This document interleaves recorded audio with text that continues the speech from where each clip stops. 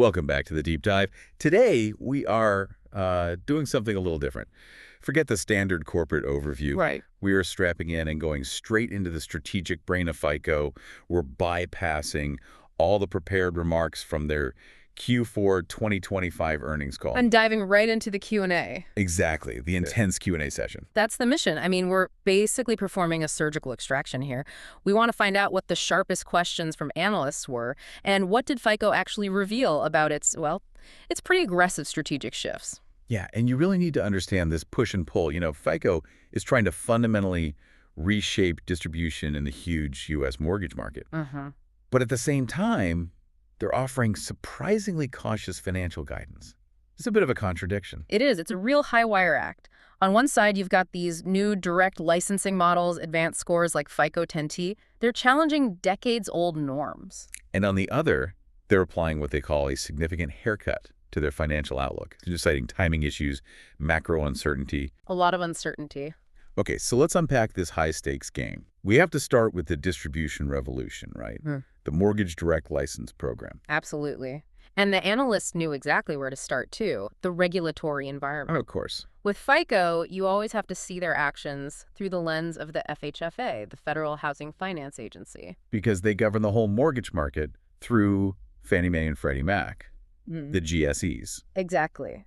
And the signal here was, it was extremely strong. FICO actually pointed out that the FHFA director tweeted favorably about their recent actions. Oh, wow. Yeah, on competition and modernization. This isn't just a friendly nod, No. This is basically FICO getting tacit regulatory approval to break the old mold. So they see this direct program as a big step towards creating real competition. A critical step, especially in how scores are distributed and priced. And that brings us right to the core problem they're trying to solve. The markups. The massive markups. It's a textbook middleman problem. FICO revealed that back in 2025, they priced their score for a mortgage origination at $4.95. Okay, just under $5. Right. But by the time that score actually reached the lender, the bureaus, the resellers, they were marking it up to an average of $10 per score in 2026. So FICO sells an ingredient for $5, and the gatekeeper says the final dish for $10. You got it. So FICO's solution, this direct license program, is, I think, brilliantly structured. It gives the lender you, in this scenario, an immediate choice. And that creates the competitive pressure they want. Exactly. So you get two models. Right. First, you can just stick with the old way, the historical per score model. You pay $10 a score up front. And FICO confirmed that's basically the same price the resellers were paying in 2025, so no real change if you'd like that simplicity. Right. But the really disruptive option is the second one, the new performance pricing model. This is the game changer. This is it. Lenders pay FICO that original $4.95 per score up front, plus a funding fee that's only collected if the mortgage actually closes and funds. And the insight there is so clear. FICO's projecting this model gives you a 50% reduction in the average per score fees compared to what resellers were charging. A whopping 50%. But that cost reduction is only unlocked when the mortgage is successful. It aligns FICO's revenue with the lender's success. So what was the market reception like? They said it was really positive, a lot of enthusiasm from lenders, and crucially, they've already locked in a multi-year direct license with Exactus. Now, Exactus is the largest credit verification and tri-merge provider of FICO scores. The biggest, yeah. Now, wait a minute. You mentioned Exactus is a tri-merge provider. For anyone listening who isn't neck deep in this stuff, what is a tri-merge, and why is it so important that FICO signed them up? Great point. A tri-merge report is what a lender uses to pull your credit data from all three major credit bureaus at the same time into one single package. So these tri-merge resellers, they already have the software, the infrastructure to package and deliver this data.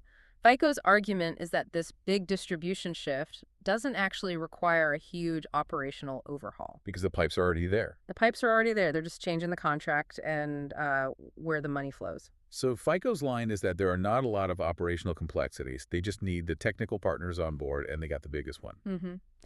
And regarding any pushback, they structured the deal very carefully.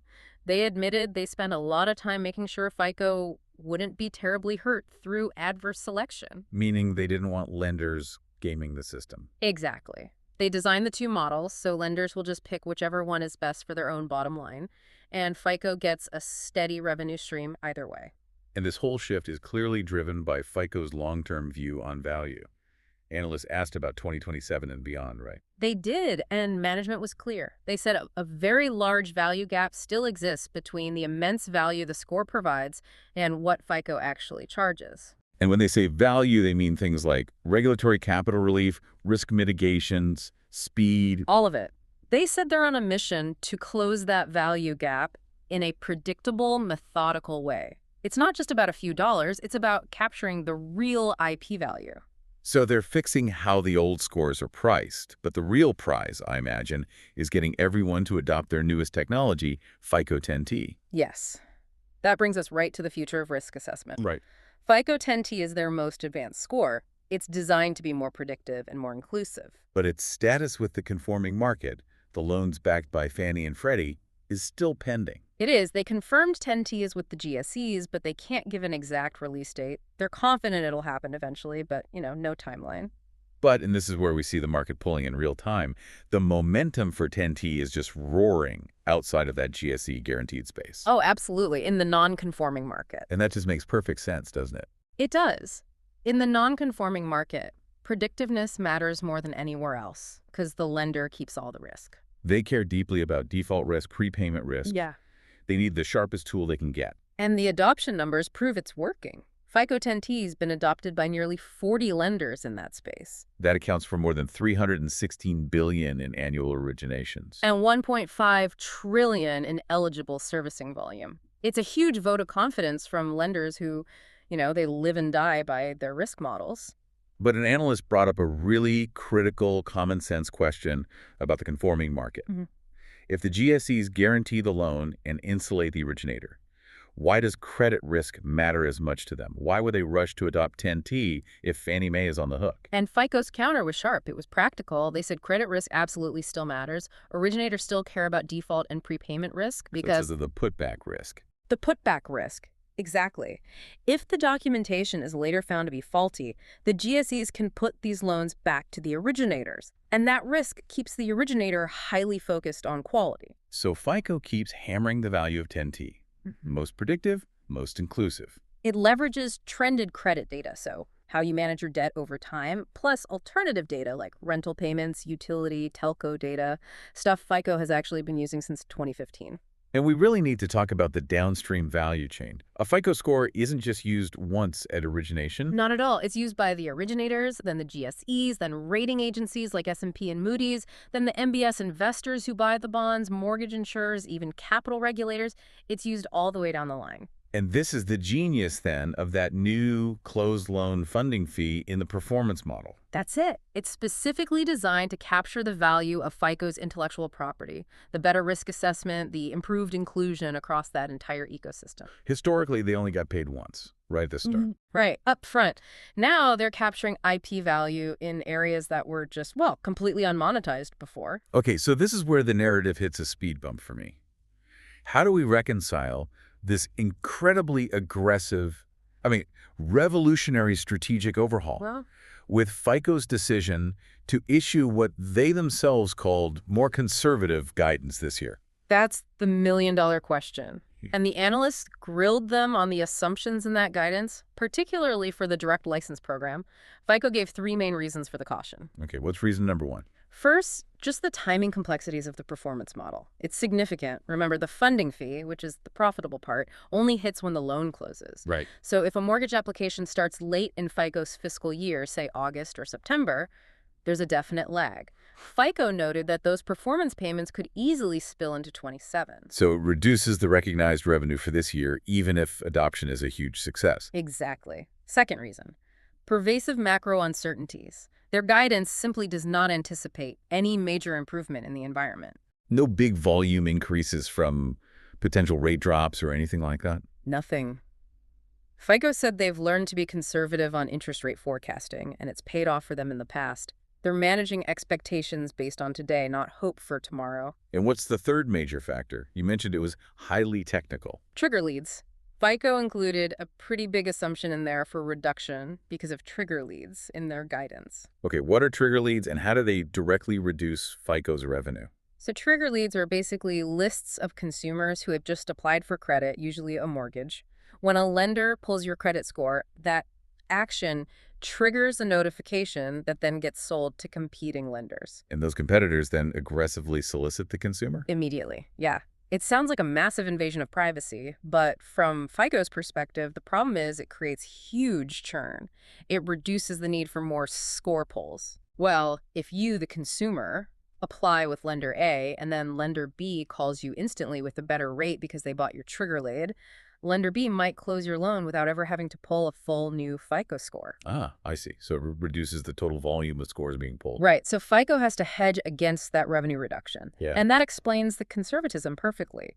They're hedging against market conditions and these specific competitive tactics. So that gets to their overall guidance philosophy. It does. Management said they build a model of what's likely, and then they apply a significant haircut, a substantial reduction to that expectation. It's strategic conservatism. It ensures they can beat their guidance without needing some kind of miracle in the macro environment. Now let's shift to the good news, because there was really excellent sustainable growth in their software division. We can't let the scores uncertainty overshadow that. No, the numbers are undeniable. The software division is a massive growth driver. Q4 ACV bookings, that's annual contract value, were $32.7 million. Which is their best quarterly ACV performance in 6 years. 6 years. And full-year ACV hit $120 million. Also, their strongest annual performance over that whole time. And this isn't just idle contracts sitting there either. They expect an acceleration of AR annual recurring revenue as soon as Q1 2026. As soon as Q1, yeah, as those strong bookings move from contract to go-live status. And FICO shut down any idea that this was just some end-of-year budget flush. They did. They attributed the momentum to the strength of the FICO platform itself, new products, and a new sales leader. It suggests sustainable, structural growth, not a one-off spike. And just a quick note on pricing in other areas like auto and card. Right. While mortgage is getting this revolution, they confirmed price adjustments there are a little more modest. Pretty much a standard cost of living inflation-oriented adjustment. Yeah, with just a few selective areas seeing slightly more. The big, dramatic restructuring is focused squarely on mortgage. So, to sort of summarize our deep dive here, FICO is running this bold, dual-pronged strategy. They're fundamentally changing the distribution and monetization of their core score product, taking on the resellers. While also maintaining excellent, sustainable growth in their software platform. What's fascinating here is that FICO's decision to apply that extra conservative haircut to their guidance, it acts as a clear hedge. A hedge against the uncertainty of how quickly the market will adopt those new, complex mortgage pricing models. Especially the performance model. It's a classic case of prioritizing the long-term strategic execution over short-term revenue, and they're using that robust software segment as a financial buffer while the new scoring model stabilizes. And that leaves us with this provocative thought for you to consider. FICO 10T is confirmed to identify 18% more defaulters than the classic FICO score in critical risk deciles. So if FICO 10T offers these significant tangible improvements in predictive accuracy, fairness, and inclusion benefits that affect trillions of dollars, what is the true unquantified cost of the continued delay in its official approval for conforming mortgages? In terms of untapped risk mitigation for lenders? And potential consumer affordability.